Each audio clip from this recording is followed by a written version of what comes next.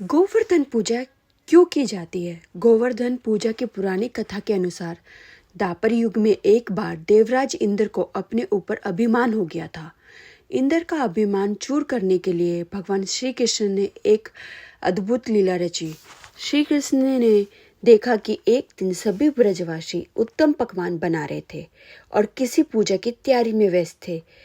इसे देखते हुए श्री कृष्ण जी ने माता यशोदा से पूछा कि यह किस बात की तैयारी हो रही है। कृष्ण की बातें सुनकर यशोदा माता ने बताया कि इंद्र देव की सभी ग्रामवासी पूजा करते हैं जिससे गांव में ठीक से वर्षा होती रहे और कभी भी फसल खराब ना हो और अन्न धन बना रहे। उस समय लोग इंद्रदेव को प्रसन्न करने के लिए अन्नकूट चढ़ाते थे। यशोदा मैया ने कृष्ण जी को ये भी बताया कि इंद्रदेव की कृपा से ही अन्न की पैदावार होती है और उनसे गाय को चारा मिलता है। इस बात पे श्री कृष्ण ने कहा कि फिर इंद्रदेव की जगह हमें गोवर्धन पर्वत की पूजा करनी चाहिए, क्योंकि गाय को चारा वहीं से मिलता है। इंद्रदेव तो कभी प्रसन्न नहीं होते और न ही दर्शन देते हैं। इस बात पर व्रज के लोग इंद्रदेव की जगह गोवर्धन पूजा करने लगते हैं। ये देखकर इंद्रदेव क्रोधित हुए और उन्होंने मूसलाधार वर्षा शुरू कर दी। इंद्रदेव इतनी वर्षा की उससे व्रजवासियों की फसल के साथ साथ काफी नुकसान हो गया।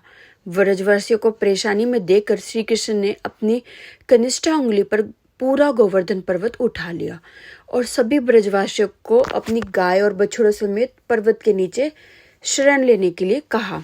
इस बात पर इंद्र कृष्ण की यह लीला देखकर और क्रोधित हो गए और उन्होंने वर्षा की गति को और ज्यादा तीव्र कर दिया। तब श्री कृष्ण ने सुदर्शन चक्र से कहा कि आप पर्वत के ऊपर विराजमान होकर वर्षा की गति को नियंत्रण करें और शेषनाग से कहा आप मेड़ बनाकर पानी को पर्वत की ओर आने से रोकें। इंद्र लगातार 7 दिन तक वर्षा करते रहे। तब ब्रह्मा जी ने इंद्र से कहा कि श्री कृष्ण भगवान विष्णु के अवतार हैं और उन्हें कृष्ण जी की पूजा की सलाह दी। ब्रह्मा जी की बात सुनकर इंद्र ने श्री कृष्ण से क्षमा मांगी और उनकी पूजा करके अन्नकूट का 56 तरह का भोग लगाया। तभी से गोवर्धन पर्वत पूजा की जाने लगी और श्री कृष्ण को प्रसाद में 56 भोग चढ़ाने लगे। थैंक यू दोस्तों। वीडियो अच्छी लगी कमेंट करें, शेयर करें, लाइक करें। Thank you.